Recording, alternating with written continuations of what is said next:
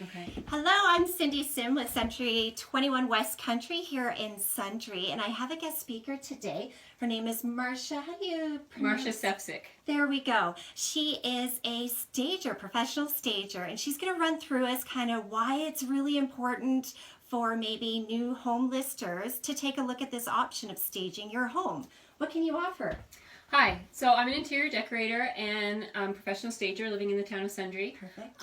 Most often with staging, I find homeowners will confuse staging with decorating. Yeah. And consequently end up resisting the process and the recommendations of a stager. It's true. Yeah. In reality, when you decide to market your home, you have to make it appealing to buyers. Yes. And in doing that, you have to depersonalize and you have to be prepared to emotionally detach yourself from your home. So basically what you're saying is my personal taste might not be everybody else's personal taste. Exactly. Okay. You might be really into collecting certain pieces that might not appeal to a buyer. Yeah. And at the end, you don't want your stuff to detract from the main event, and the main event being your home and its features. Yeah. That's what you want to highlight. Perfect.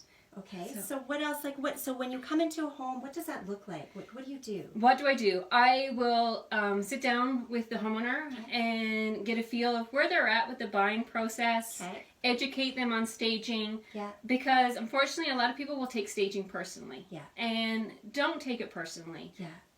The whole idea of staging is not a one-person sport, and you need that third-person specialist to come in and offer you some neutral, objective feedback, because at the end of the day, the goal is to present your home in a compelling and positive way for buyers, for everybody else. Well, and I definitely can see that already just in this space alone. Oh, thank you. Absolutely set up gorgeous, like with the boards in the back. It's absolutely beautiful. You do have excellent taste. What about price? How does this come into like their price? With staging, you can expect a return on investment between 600 and 800%. Nice. So every dollar you spend on staging, you can expect to get back between $6 and $8. Perfect. So that's a pretty good investment, definitely. and a pretty good return. And that's really important for everyone to know. Yes. Excellent. So if they wanted to know any more information, how can they contact you? They can contact me at marshasefcikinteriors.wordpress.com, and there they can find out information about my staging services.